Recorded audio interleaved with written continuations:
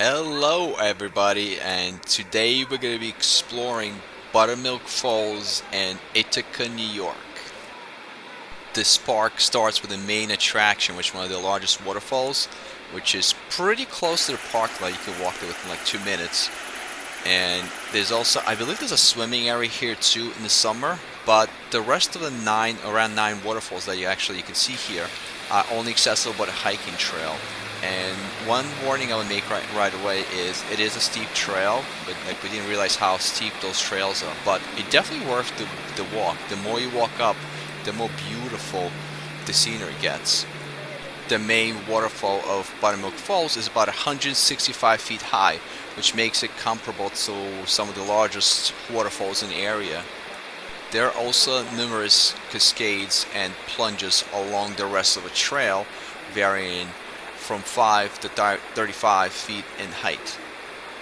First question that probably comes to your mind: when's the best time to visit this beauty? Well, it all depends on your objective or perspectives. So I thought that the fall will be the best time, since there might be some leaves, basically some fall colors around, and it's going to be a little cooler walking up those steps. And one of the important factors that affect this gorge is the flow of water is variable, meaning that if there is a large rainfall, then you probably see this gorge at the full capacity, or there's melting snow as well. But if you come here midsummer, you're probably not going to see as much flow to this river. But one thing, in the summer you'll be able to take a swim in some of the areas here. So it really depends what you want to see. But if you want to get this whole waterfall experience and take beautiful pictures, I would say fall and the spring are probably the best time to come here. The walk to the swim area is about 10 minutes from the parking lot, which is not really that far. But the trail could really take from anywhere from an hour to 3 hours, depending what trails you're going to take. So there are two trails. One takes you all the way to the other side, to the bridge, and there's a little picnic area there. And the other one takes you around the waterfall. We're going to do this tough trail and then go back and forth on it, and we'll see where it takes us. If you've seen our previous video on Watkins Glen or have been there, you'll probably see a lot of similarities on this trail here, like as far as the gorge and just the rock formations. But there's one important difference. This place, although seems to be a little smaller, but there's no shuttle on the other side of the trail. So if you walk up, you're gonna have to come down. So that's one thing. And the trail is a little challenging, so I suggest wearing a very comfortable clothing and hiking boots, and bring water, of course. Similar to Watkins Glen, the gorge and waterfalls formed around last ice age, within the last 20 to 30,000 years. The area around Buttermilk Falls was originally home to Native American tribes who were part of Iroquois. During the 1850s, the area was a center of industry with several mills that drew off the water power of the gorge. There was a mill at the base of the Buttermilk Falls, where a swimming area is today, and also a larger grease mill towards the top of the gorge. A dam at the top of the falls supplied water to the city of Ithaca, and up until 1900s. If there's anything left up there right now, well, once we make it up there, I'll be curious to see. But I know it's been almost 123 years ago. But who knows? You never know. Some of those things that were built back then actually still stand. It runs off Cayuga Lake on the north. The question that comes to in my mind right away is, how did Buttermilk Falls got its name? Based on what I found, it was actually named in the earlier, probably by the people who settled around here in those days. And it was actually named it based because of its appearance, because of this white foamy water rushing down the gorge, and I guess it resembled buttermilk. Now, just like a lot of other parks you might have visited before or around the area, it was privately owned up until 1924 by Robert and Laura Tremont, and it was gifted to the state around that time. The state also had to purchase additional 811 acres in total to build the park here. Now we're about a mile in, and there's still more staircases. One thing I would note right away is it does get a little slippery on the staircases on the trail. I am wearing a non-slip hiking boots, so I'm not having too much of a problem. But I see people wearing sneakers. Actually, it'd be a little challenging for them. I actually saw somebody almost fell, like trip and fall.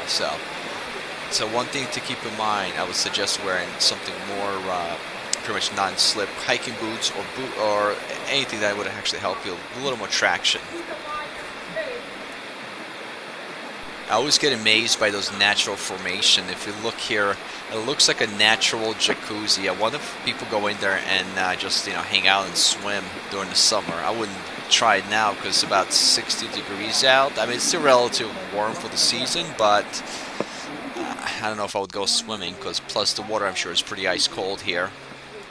I think we're through some of the steeper climbs, so now it's going to be kind of more up and down. And they do have benches and places to sit down on the way, so if you wanted to take a break, you could and enjoy a snack and get some water.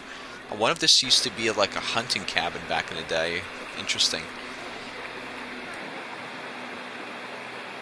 And based on the map, I think this bridge in the distance would take you to the other side of the trail to go back if you wanted to go around. But we're going to actually keep going all the way up to the picnic area just to see what's over there. I don't want to alarm anyone, but they did have a few emergencies happening on this trail, so there were people with broken ankles and other injuries that actually had to be rescued by the fire department. And I guess it's when you go out into nature and on a little more challenging trails, honestly any trail, you do have to be aware of hazards that you might encounter, and you have to be careful. And you do take a risk to some degree. But out of other trails I've been to, I don't think this is the most dangerous one, except for it does get a little slippery here. That's the only thing I found a little challenging. And of course, a lot of up and down the hill at some portions, and in that sense it can be a little challenging. But it's not really. I didn't think it was anything extremely dangerous. But accidents do happen here, so you do have to be vigilant. And there's more staircases up here, so let's see what's up there. It's a very interesting formation here. I can see right ahead of us. The park and the trails are open up until November. For those of you who would like to take a plunge in this natural pool, the swimming is allowed from last weekend in June through Labor Day weekend. The locals refer to this formation here as Leaning Tower of Pisa. I guess it does kind of resemble a tower in a way. It's amazing how nature created this. I wonder how deep this natural pool is. I can't see the bottom, so it looks pretty deep. And I bet you it's ice cold if you dive in, but it's probably nice in the middle of the hot day in the summer.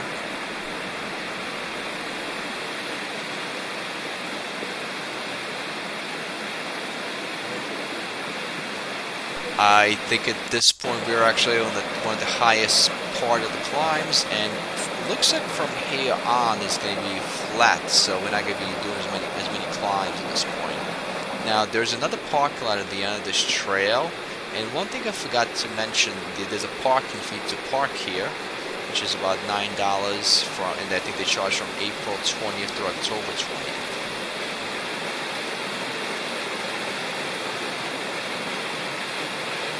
I think we're almost at the end of this trail. It's definitely challenging. I would not say it's easy, even though it's a lot shorter than, I think it's a little shorter, I should say, than Watkins Glen. But it's definitely a lot of uphill climbing, which I personally didn't expect, because I think when I read reviews online, they made it seem very simple. But with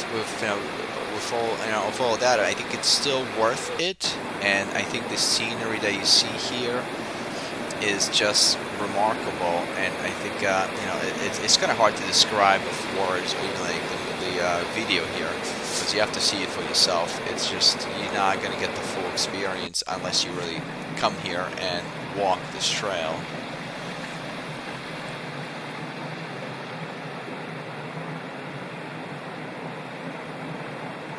And once we got to the top, we got greeted by the Buttermilk Falls frog here. He was hanging out on the trail, I guess enjoying a nice sunny day. Well, we made it all the way to the end of the trail. So if we go up that by the bridge over there, there's another parking lot in the picnic area, which we're probably not gonna go to. We're just gonna take a little break here and make our way back. If you had to ask, if you're probably thinking that is it worth visiting this place, I would say yes, and you'll have to just prepare for the hike and and being slippery conditions on the trail. Well, on that note, thank you so much for watching, and until next time.